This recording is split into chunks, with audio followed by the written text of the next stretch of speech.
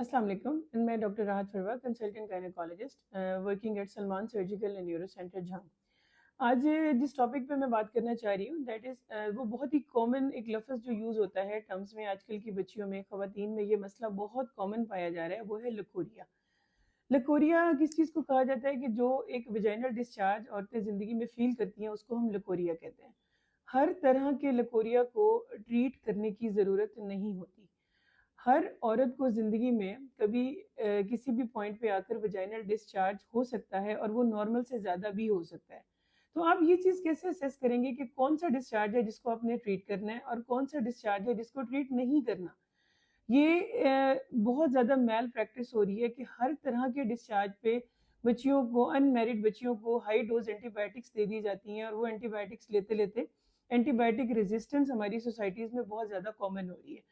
तो अगर आप किसी किस्म का वेजाइनल डिस्चार्ज फ़ील कर रही हैं, तो इस वीडियो को आप गौर से देखें कि आपने ये असेस करना है कि क्या आपका डिस्चार्ज ट्रीटेबल है या वो नॉर्मल डिस्चार्ज है।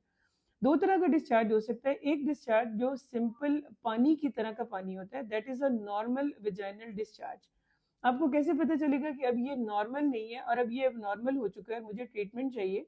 अगर आप उस डिस्चार्ज में कोई स्मेल फ़ील कर रही हैं, अगर आप उस डिस्चार्ज के कलर में चेंज महसूस कर रही हैं, कि जो पानी जैसा डिस्चार्ज था, अब उसका रंग दूधिया हो चुका है, या अब वो पीले रंग का हो चुका है, या वो ब्राउन ब्लड में मिक्स होके आ रहा है, या उस डिस्चार्ज की जो शक्ल है वो कर्ड्स लाइक जैसे दही की फुटकड़ियाँ होती हैं, ऐसी हो चुकी है, तो वो डिस्चार्ज है जिसको ट्रीटमेंट की ज़रूरत है।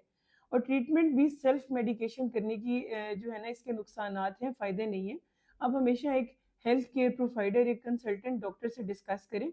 और अगर आप मैरिड हैं तो आपका किसी भी डिस्चार्ज की सूरत में पर स्पेकुलम एग्जामिनेशन होगा, जिसको हम मुआयना बोलते हैं, और वो मुआयने में डिस्चार्ज की नौइयत को देखा जाएगा और फिर उस डिस्चार्ज को with the proper directed medication से ट्रीट किया जाएगा।